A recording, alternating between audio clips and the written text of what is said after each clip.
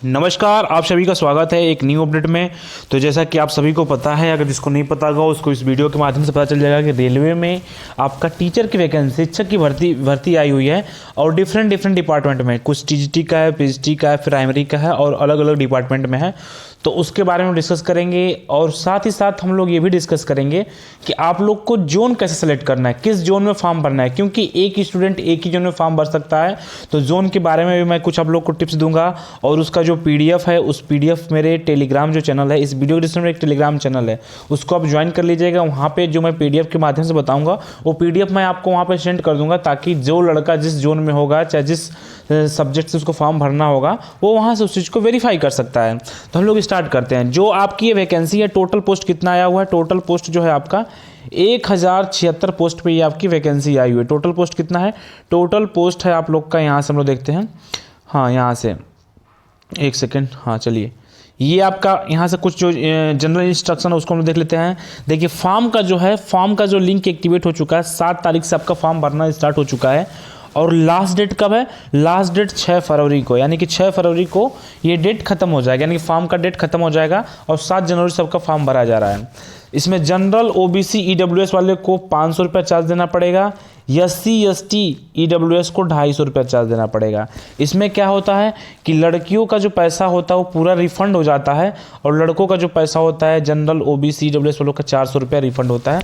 तो ये रिफंड होने का प्रोसेस है।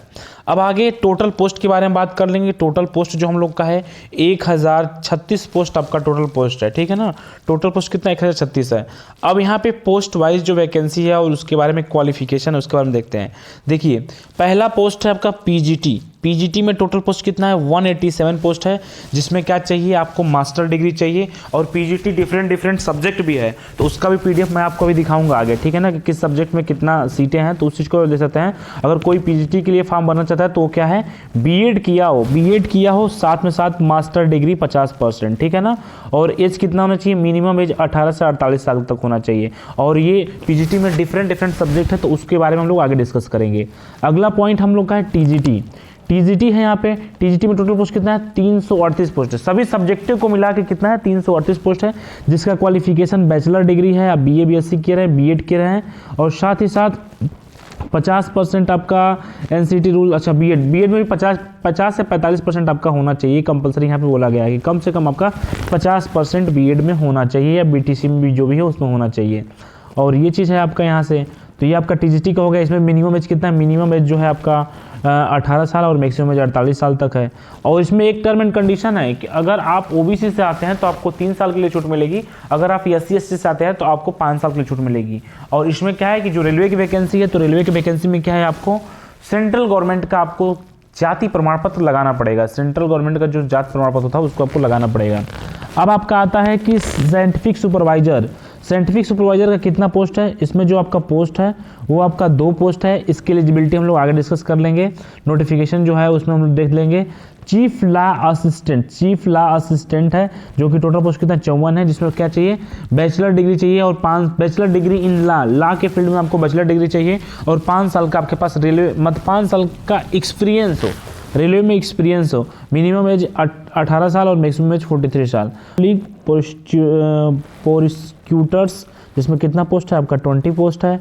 और क्वालिफिकेशन क्या है? क्वालिफिकेशन आप लोग का ये है, bachelor degree in any stream with diploma या फिजिकल ट्रेनिंग, बीपीएड, यानी कि जो लोग बीपीएड भी किए हैं वो भी इस फॉर्म को अप्लाई कर सकते हैं। मिनिमम एज कितना है? 18 साल है, मैक्सिमम एज आपका 35 साल है। अगला पॉइंट हम लोग चलते हैं। अगला पॉइंट आप लोग का ये है कि physical training instruction PTI English medium यानी कि टीचर है इसके। एक सेकेंड, हाँ देखिए, यहाँ पे जो आप लोग को देखने को मिल रहा है physical training instruction and PTI English, जिसमें आपका कितना पोस्ट है? जिसमें आपका 18 पोस्ट है। क्वालिफिकेशन क्या चाहिए दोस्त? क्वालिफिकेशन आपका चाहिए bachelor degree in any stream, किसी भी डिग्री से आप मतलब किसी भी स्ट्रीम से आप बैचलर डिग्री किए हो, किसी भी स्ट्रीम से बैचलर डिग्री किए हो, और आपके पास फिजिकल ट्रेनिंग डिप्लोमा हो फिजिकल ट्रेनिंग का, और बीपीएड एग्जाम आप पास हैं। आपका मिनिमम एज कितना? 18 साल और मैक्सिमम एज आपका 48 साल है। अगला है साइंटिफिक। अगला पॉइंट कौन सा है? अगला पॉइंट हम लोग का है साइंटिफिक असिस्टेंट ट्रेनिंग, जिसमें 2 पोस्ट है और इसकी एलिजिबिलिटी हम लोग आगे डिस्कस कर लेंगे नोटिफिकेशन में। अगला है आपका जूनियर ट्रांसलेटर जो आपका है कौन सा अगला पोस्ट है आपका जूनियर ट्रांसलेटर है। ये आपका कौन सा जूनियर ट्रांसलेटर है जिसमें 130 पोस्ट है। एलिजिबिलिटी हम लोग आगे नोटिफिकेशन में डिस्कस करेंगे। अगला सीनियर पब्लिसिटी इंस्पेक्टर, क्या है सीनियर पब्लिसिटी इंस्पेक्टर है जिसमें 2-3 पोस्ट है और जिसके लिए क्वालिफिकेशन क्या चाहिए, जिसके लिए आपका क्वालिफिकेशन चाहिए भाई आपका ये बैचलर डिग्री चाहिए एनी स्ट्रीम में, डिप्लोमा होना चाहिए public relation advertising journalism mass communication में से डिप्लोमा होना चाहिए और एज आपका 18 से 36 साल तक होना चाहिए। अगला है staff welfare inspector, staff welfare जो है इंस्पेक्टर है जिसमें आपका पोस्ट कितना है 59 पोस्ट है। जिसके लिए क्वालिफिकेशन क्या चाहिए आपका चाहिए एनी स्ट्रीम से आप डिग्री किए हो, डिप्लोमा चाहिए, लेबर लॉ से डिप्लोमा चाहिए, सोशल वेलफेयर LLB चाहिए, मतलब इसमें जो भी आपका qualification degree in the MBA चाहिए या अगर या तो MBA किए हो या तो ये वाला टर्म एंड कंडीशन आपको फॉलो हो। ठीक है, मिनिमम एज कितना 18 साल, मैक्सिमम 36 साल। अब लाइब्रेरियन, जो लाइब्रेरियन का पोस्ट है उसके बारे में देखते हैं। लाइब्रेरियन का जो आपका पोस्ट है, एक सेकेंड देखिए यहाँ पे क्या है, लाइब्रेरियन का 10 पोस्ट है जिसमें एलिजिबिलिटी आगे हम लोग डिस्कस करेंगे। म्यूजिक टीचर का 3 पोस्ट है, कितना है म्यूजिक टीचर का 3 पोस्ट है जिसके लिए क्या चाहिए बैचलर डिग्री चाहिए म्यूजिक में और आपका एज 18 से 48 साल तक होना चाहिए। अब आता है प्राइमरी के बारे में हम लोग देख लेते हैं। प्राइमरी में कितनी वैकेंसी है, प्राइमरी में जो है आपकी वैकेंसी है वो कितना है 188 प्राइमरी में वैकेंसी है और इसके लिए क्या क्वालिफिकेशन है, क्वालिफिकेशन इसके लिए चाहिए कि आपके पास BTC या DLED डिग्री हो होना चाहिए, ग्रेजुएशन के बाद से होना चाहिए और सीटेट आप पास हो। सीटेट जो है अगर आप पास हो फर्स्ट पास हो तो आप इसके लिए अप्लाई कर सकते हैं। Assistant teacher female junction school junior school, assistant teacher देखिए assistant teacher female junior school में 2 पोस्ट है जिसके लिए क्वालिफिकेशन चाहिए 10+2 के साथ अगर आप डिप्लोमा किए हों 10+2 के साथ डिप्लोमा किए हों या ग्रेजुएशन के बाद से अगर आप वो किए हो BTC किया तभी भी इस फॉर्म को अप्लाई कर सकते हैं, इसमें कोई इशू नहीं है। ठीक है, bachelor degree in any stream of 2 year diploma, 2 year diploma होना चाहिए। अगला पोस्ट आपका है लेबोरेटरी असिस्टेंट स्कूल, जो आपका ये है लेबोरेटरी असिस्टेंट स्कूल है। उसके बाद से कितना पोस्ट है 7 पोस्ट है जिसकी क्वालिफिकेशन आपका ये है आपका 10+2 है, 1 ईयर एक्सपीरियंस चाहिए आपको पैथोलॉजिकल में और कितना 18 से 48 साल तक आपकी एज चाहिए। अगला पॉइंट आप लोग का ये है, अगला पॉइंट है लेबर असिस्टेंट देखिए लेबर असिस्टेंट थर्ड, ये जो है आपका लेबर असिस्टेंट थर्ड इसमें 12 पोस्ट है और जिसके लिए क्वालिफिकेशन क्या चाहिए, जिसके लिए क्वालिफिकेशन आपका चाहिए 10+2 हो देखिए 10+2 हो, इंटरमीडिएट से साइंस फिजिक्स केमिस्ट्री होना चाहिए और डिप्लोमा होना चाहिए, लैब टेक्नोलॉजी से आपका डिप्लोमा होना चाहिए और मिनिमम एज आपका 18 साल और मैक्सिमम एज आपका 33 साल। और यहाँ पे जैसा कि हमने बताया जितना भी पोस्ट के बारे में मैंने बताया है, अगर आप OBC से हैं तो आपको 3 साल की छूट मिलेगी, अगर आप SC/ST से हैं तो आपको 5 साल के लिए छूट मिलेगा। ठीक है, अब हम लोग आते हैं जोन वाइज। एक इसका शॉर्ट नोटिस है, शॉर्ट नोटिस को भी हम लोग देख लेते हैं। यहाँ पे एक शॉर्ट नोटिस है, शॉर्ट नोटिस से थोड़ा सा आप लोग को एक आइडिया लग जाएगा। जैसा कि एक सेकेंड देखिए, ये आपका शॉर्ट नोटिस है, इसमें आपका क्या है PGT का पोस्ट है जो कि हमने बताया कि 187 है। एक सेकंड में थोड़ा सा इसको ऊपर कर लूँ ताकि आप लोग को समझ में भी एक बार आ जाए अच्छे से। देखिए PGT का जो पोस्ट है आपका कितना है 47, नहीं इसमें तो इनिशियल पेमेंट दिया हुआ है और कितना है 487 पोस्ट है, ये तो हमने आपके बारे में बता दिया है। और TGT में 338 सीट है, कितना 338 सीट TGT में है। से ज़्यादा जो पोस्ट है वो आपका TGT में है, उससे ज़्यादा प्राइमरी में है, फिर उसके बाद से ये तो आप लोग का क्या है, ये आप लोग का शॉर्ट नोटिस है उसके अकॉर्डिंग, जो पोस्ट के अकॉर्डिंग है, जो कि मैंने अभी बताया आप लोग को हर एक चीज़ के। अब हम लोग आते हैं जो इसका जोन वाइज, जो इसमें जोन वाइज था, जोन वाइज के बारे में जो वैकेंसी थी उसके बारे में हम लोग डिस्कस करते हैं। जो आपका देखिए ये जो PDF है, अब यहाँ इंपॉर्टेंट बात आता है, हमने आपको बता दिया है कि आप लोग का क्वालिफिकेशन क्या है, मतलब कि किस किस पोस्ट पे वैकेंसी आई है, कितनी पोस्टें हैं, फॉर्म का चार्ज कितना लगेगा, रिफंडेबल कितना होगा, हर एक चीज़ आपने जान लिया है। लेकिन अगर आप जब फॉर्म अप्लाई करेंगे तो आपको जोन सेलेक्ट करना पड़ेगा और मिनिमम कम से देखिए आप एक ही जोन में फॉर्म अप्लाई कर सकते हैं, ऐसा नहीं कि आप किसी जोन में फॉर्म अप्लाई करेंगे। तो मैं थोड़ा सा आप लोग को ये जो PDF है इस PDF को मैं सेंड कर दूंगा, इसमें हर एक जो वैकेंसी आई हुई है उस वैकेंसी के अकॉर्डिंग जोन भी दिया हुआ है और जितनी वैकेंसी है कितनी सीटें हर एक चीज़ दिया हुआ है।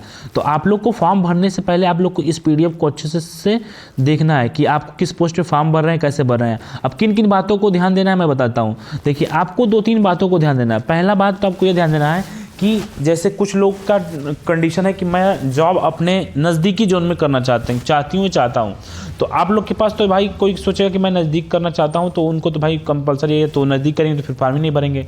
तो जो नज़दीक करना चाहता है वो कोई इशू नहीं, वो अपना नज़दीक फॉर्म भर सकता है, नज़दीक जोन में फॉर्म भर सकता है। लेकिन जो दूर जाना चाहता है, जो दूर सक्षम में जाने के लिए, तो उसको 2-3 बात का ध्यान देना पड़ेगा। जिस जोन से आप फॉर्म भरेंगे, इसमें बहुत सारे जोन हैं, टोटल जोन रेलवे का है, उस जोन से अगर आप फॉर्म भरते हैं तो आपको क्या करना है, आपको वहाँ पे पहले तो आप अपने सब्जेक्ट में देखिए कितना सीटें हैं। जैसे मान के चलिए कि आपको पीजीटी में मैथ में फॉर्म भरना है, पीजीटी से मैथ भरना है, तो आप देखिए कि जिस जोन से आप फॉर्म भरने जा रहे हैं तो क्या वहाँ पे मैथ की सीटें हैं कि नहीं है। अगर मैथ की सीटें हैं तो कितनी है। पहला पॉइंट कि जिस सब्जेक्ट से आप फॉर्म भरेंगे, चाहे टीजीसी से भरिए, चाहे पीजीसी से भरिए, चाहे प्राइमरी से भरिए, पहले आपको अपने जोन में देखना है कि वहाँ पे उस जोन में कितनी सीटें हैं उस सब्जेक्ट के रिगार्डिंग। और उसके बाद से जब वो देख लेंगे तो फिर आप ये देखिए कि आपके कटघरे में कितनी सीटें हैं। ऐसे नहीं कि आंख बंद करके कोई भी जोन भर दीजिए, आंख बंद करके आप कोई जोन भर नहीं सकते हैं, क्योंकि मैक्सिमम ज़्यादा पोस्ट रेलवे में नहीं दिया गया है। अप्रॉक्स 1000 के आसपास वैकेंसी है, तो 1000 के आसपास अगर वैकेंसी है तो फिर आपको क्या है कि अपना जोन देखना पड़ेगा, और उसमें जो भी जोन में आपका सीटें आ रही हैं उस जोन में आपको फॉर्म अप्लाई करना पड़ेगा। पहले तो आपको जोन देखिए, जोन के अकॉर्डिंग फिर पहले देखिए कि जिस सब्जेक्ट से आप फॉर्म भरना चाहते हैं उस सब्जेक्ट में उसमें सीट है कि नहीं सीट है, और जब वो सीट है तो फिर आप देखिए कि आपके कटघरे में कितनी सीट है। क्योंकि देखिए यहाँ से आपको सब चीज़ पता चल जाएगा। जैसे एक सेकंड में थोड़ा सा इसको एक बार मैं ऊपर करता हूँ। जैसे मान के चलिए कि ये कौन सा जोन है, ये आपका अहमदाबाद जोन है। अब अहमदाबाद जोन में कोई सोचेगा, कोई लड़का या लड़की ये सोचे कि हम टीजीटी और पीजीटी का फॉर्म अप्लाई कर लें, तो कैसे अप्लाई कर सकता है, नहीं अप्लाई कर सकता है। क्योंकि अहमदाबाद जोन में क्या है भाई, अहमदाबाद जोन में आपका दो ही पोस्ट है, एक स्टाफ वेलफेयर इंस्पेक्टर का है, एक लाइब्रेरियन का है, और इसमें टोटल 6 पोस्ट है, और 6 पोस्ट में जनरल में 2 पोस्ट है, और उसके बाद से ओबीसी में 1 पोस्ट, जनरल में 2 पोस्ट है, ओबीसी में आपका 1 पोस्ट है।